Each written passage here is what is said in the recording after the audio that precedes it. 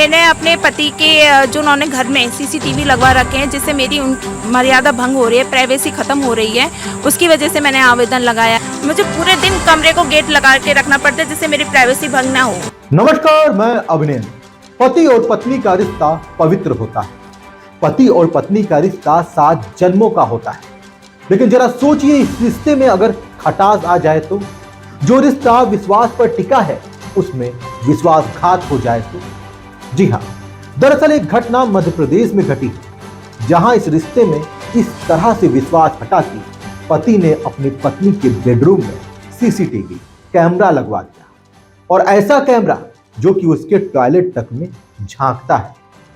जी हां, मध्य प्रदेश के छतरपुर में एक अजीब मामला सामने आया है, जहां एक महिला ने अपने पति पर आरोप लगाते हुए कहा कि मेरा पति मुझ पर शक करता है, इसलिए उसने मेरे बेडरूम में सीसीटीवी कैमरा लगवाया हुआ है। ये वो सीसीटीवी कैमरा है जो कि टॉयलेट को भी कवर करता है। पति पर इस तरह के आरोप लगाते हुए महिला ने एसपी कार्यालय में शिकायती आवेदन देते हुए कार्रवाई की मांग की। उधर पुलिस ने आवेदन लेते हुए मामले की जांच भी शुरू कर दी।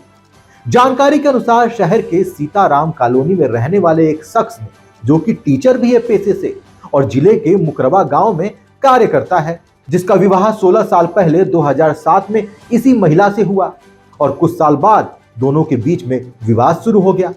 महिला को शक है कि उसके टीचर पति का अफेयर स्कूल की किसी महिला शिक्षिका से चल रहा है, जिसकी वजह से दोनों के बीच में विवाद हो रहा है और मामला तलाक तक जा पहुंचा है, जो कि न्यायालय में विचाराधीन है।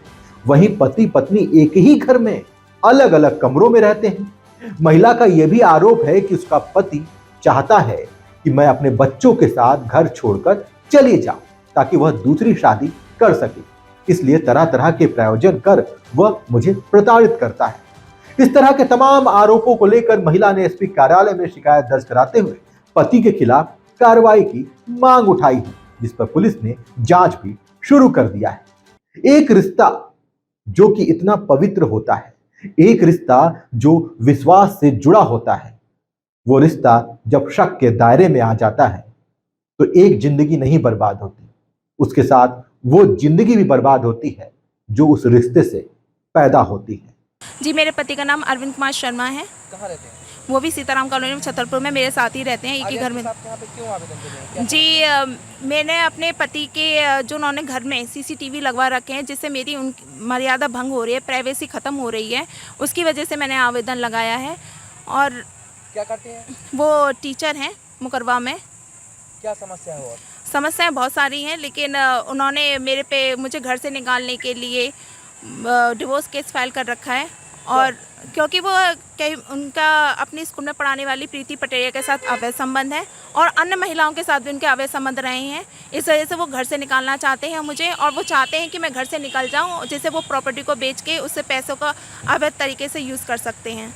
कितने बच्चे हैं आपके? मेरे 2 बच्चे हैं। मेरी शादी 2007 में हुई थी। शादी को भी 16 साल हो चुके हैं।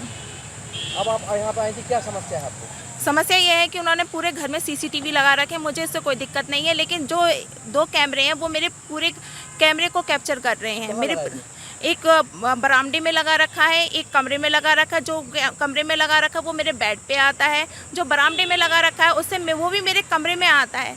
मुझे पूरे दिन कमरे को गेट लगा के रखना पड़ता है, जिससे मेरी प्राइवेसी भंग ना हो। आपने कोर्ट में भी लगाया था सीसीटीवी की? जी जी, बिल्कुल लगाया था। जी, मैंने कोर्ट में भी लगाया, तो जज साहब ने उनको डांटा भी था कि आप किसी महिला की मर्यादा को भंग नहीं कर सकते, लेकिन उन्होंने कोर्ट की आदेश को माना नहीं था, और वहाँ से वो कैमरे भी नहीं हटाए हैं। और मैंने एक आवेदन कोतवाली में भी दिया था, लेकिन उनके ऊपर कोई कार्रवाई नहीं हुई, ना कोई जांच के लिए वहाँ से आया है।